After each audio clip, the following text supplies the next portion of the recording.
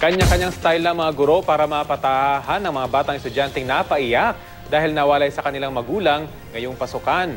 Pero kung may mga naiyak, meron din namang mga chikiting na excited pumasok. Balitang hatid ni Isay Reyes. Umapaw ng mga yakap at halik sa unang araw ng klase sa Nagpayong Elementary School sa Pasig City.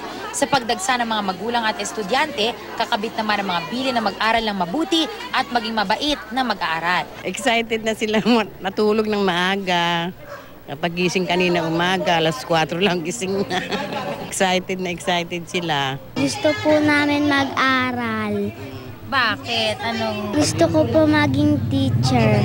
Pero para sa ilang kindergarten naman, tila di pa nila matanggap ang unang araw na sila'y mawawalay sa mga magulang.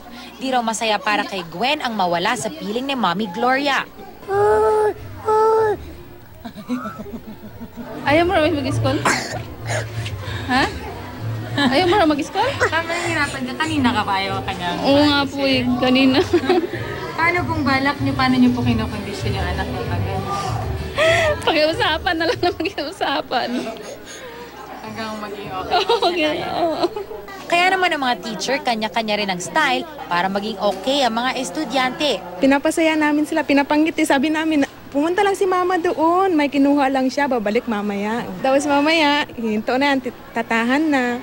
Ang Nagpayong Elementary School may kasalukuyang populasyon na 10,672 students.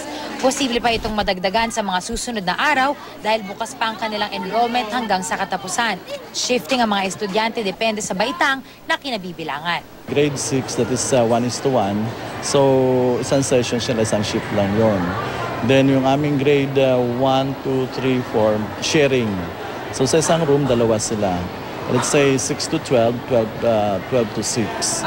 Ang unang araw ng klase, katapusan man ng bakasyon, simula naman muli ng mga bagong yugto ng buhay ng bawat estudyante. Isay Reyes, GMA News.